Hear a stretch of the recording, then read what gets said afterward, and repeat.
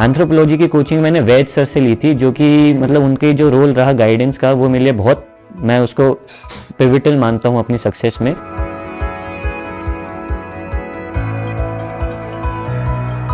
So after analyzing everything, I decided to take optional and I decided to take coaching। और फिर वैद sir से बात हुई। I used to follow सर's WhatsApp group। उसमें जो value addition वाली चीज़ें हैं, that comes from whatever sir was sharing in WhatsApp group।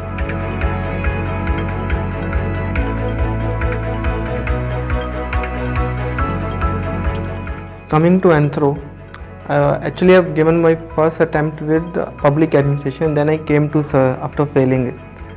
Then he guided me to the anthropology, and from there the things started changing.